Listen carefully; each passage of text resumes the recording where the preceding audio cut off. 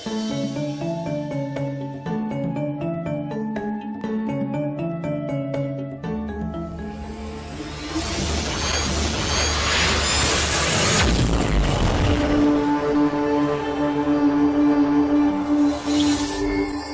organik dan lestari, selamat datang di YouTube channel EM Indonesia.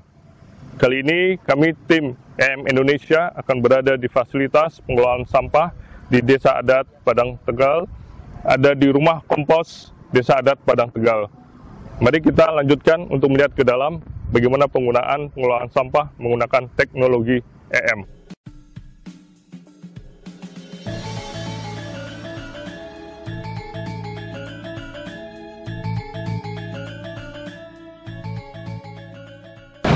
Ya, bisa tolong dijelaskan tahapan ini proses penggunaan sampah nih sampai menjadi pupuk atau tahapan prosesnya nih. Baik, terima kasih. Selamat datang di rumah kompos Desa Adat Padang Tegal. Jadi proses pengolahan sampah organik di rumah kompos itu dimulai dari sumbernya. Yang pertama adalah dari warga ataupun dari usaha di sekitaran Desa Adat Padang Tegal. Jadi sampah yang diangkut di rumah kompos setiap harinya itu datang sudah terpilah. Seperti yang saat ini kita lihat, untuk paginya kita ada pengolahan sampah organik, di mana pengangkutannya adalah khusus untuk organik saja. Jadi tim kami ada tim organik namanya, mereka berangkat keluar dari rumah kompos untuk mengangkut sampah organik yang sudah terpilah. Itu dari jam 4 pagi sampai jam 7. Nah, setelah jam 7 mereka akan istirahat. Jam 8 mereka akan lanjut melakukan penjajahan seperti yang kita lihat saat ini. Nah, untuk sampah organik yang sudah terpilah itu akan diangkut dibawa ke sini. Sedangkan untuk yang tidak terpilah atau tercampur, sampah organiknya berisikan non-organik atau yang lainnya, itu tidak akan diangkut. Tapi nanti akan direkap dan nanti akan diinformasikan via WA ke orang yang sampahnya tercampur. Nah, ini untuk organik seperti kita lihat untuk saat ini prosesnya sedang dilakukan penjajahan. Jadi setiap harinya untuk di masa pandemi rumah kompos mengangkut 2 truk sampah organik setiap hari yang akan langsung diproses seperti yang kita lihat saat ini. Setelah proses pencacahan, nanti sampah yang organik yang sudah tercacah nanti akan dibawa ke bak pengomposan. Ya, di mana di bak pengomposan itu sudah terisi dengan segitiga yang terbuat dari bambu untuk aerasi, dan juga ada penyemprotan menggunakan bioaktivator yang dimana bioaktivator itu sendiri biakan dari E4 dan bahan-bahan yang lainnya. Ini sudah mulai berdiri sejak kapan ini? Rumah kompos berdiri sudah sejak tahun 2012. Kita beroperasi dulu dari 2012 sampai 2019 pertengahan di dekat Maki Forest. Ya. Itu kita ada lahan 6 are. Nah, jadi waktu di sana kita hanya sebagai untuk pengolahan sampah organiknya hanya sebagai percontohan. Ya. Sedangkan di 2019 kita mendapatkan bantuan pembangunan TPS T3R ini dari Kementerian PUPR. Nah, ya. Sejak kami pindah ke sini, kami baru melakukan proses pengolahan sampah organik secara keseluruhan.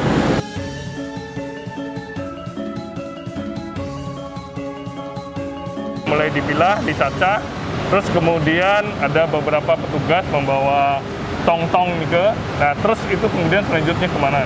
Nah, setelah dicacah, jadi nanti akan tong-tong yang sudah dicacah nanti akan dibawa ke bak pengomposan seperti ini, Ki. Ya. Jadi kita ada 61 bak pengomposan di rumah kompos. Bak ini ya, jumlahnya ya. Cuman yang kita pakai adalah 57. Ya. Karena 4 lagi posisinya tidak terlalu bagus. Ya. Nah, jadi mungkin bisa dilihat setiap baknya ini akan berisikan nomor. Jadi untuk prosesnya bukan berarti berurutan. Ya. Jadi setiap bak memiliki prosesnya sendiri. Jadi seperti beberapa bak ini sudah berumur 2 bulan 10 minggu sampai 8 minggu. Yang kebetulan yang ini 8 minggu, yang sebelahnya 10 minggu. Dan yang di sebelah sana yang baru diisi ada sekitar 1 mingguan. Ini tujuannya untuk aerasi ya, supaya tidak terjadi proses pembusukan. Ya, jadi kita ada, karena proses pengomposan itu kan harus ada pembalikan untuk meratakan suhunya. Ya. Tapi dengan volume bak yang sebesar ini. Tinggi berapa nih? Kalau untuk tinggi ini sekitar 1,5 meter. Ya. Untuk panjangnya 1,6 dan lebarnya 1,6 dan panjangnya 2 sampai 3 meter. Ini volumenya 8,7 kubik. Ya. Nah, jadi Di sini kita ada pipa yang di bawahnya nanti ada segitiga bambu dan juga pipa untuk aerasi udara yang nanti akan disambungkan dengan blower di sebelah sana. Jadi udara terus masuk sini ya, supaya tidak panas, temperatur bisa ditekan. Ya. Karena kita tidak bisa melakukan pembalikan, makanya kita siasati dengan pemberian segitiga untuk aerasi dan juga pipa seperti ini. Tapi kalau memang cari yang lebih bagus, memang yang terbaik adalah pembalikan. Ya. Tapi kita sempat coba untuk pembalikan, untuk satu bak ini memakan waktu 3 hari untuk dibalik ke bak sebelahnya. Jadi kita rasa hal ini terlalu berat. Ya. Nah, mungkin nanti kalau ada bantuan seperti alat pembalik atau alat berat, itu akan jadi lebih mudah. Ya, kita lihat selanjutnya.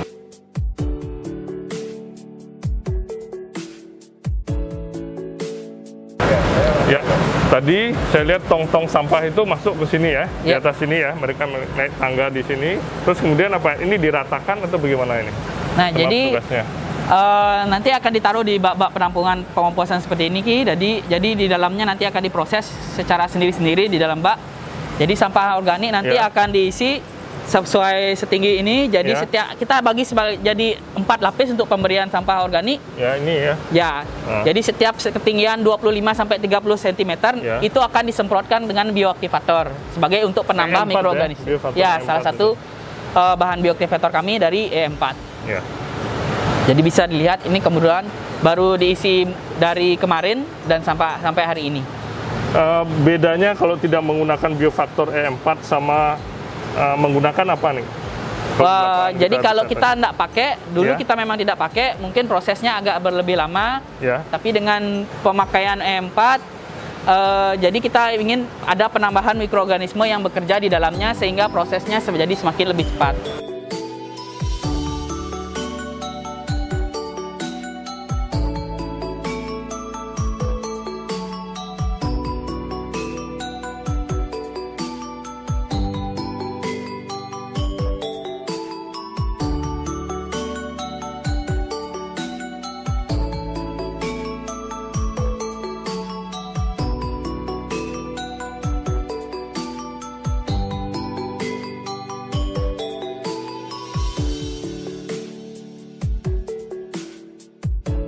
Nah, setelah tahapan ini, di mana yang sudah jadi nih ya? Nah, jadi yang sudah jadi dan yang sudah dipanen, kebetulan di sebelah kita, ini bak-bak yang sudah dipanen nanti.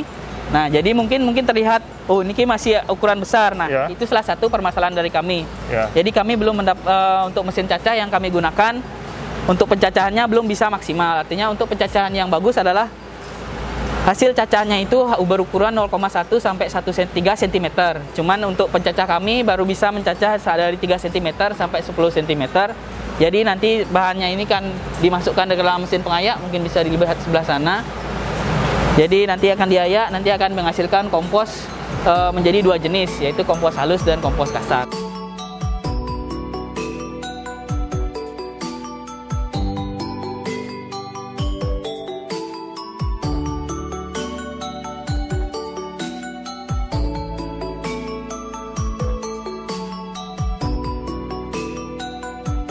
Untuk yang halus dengan kemasan kampil seberat 10 kg kita jual seharga 20.000, dan ini untuk yang kasar sama beratnya sama 10 kg itu kita jual 15.000.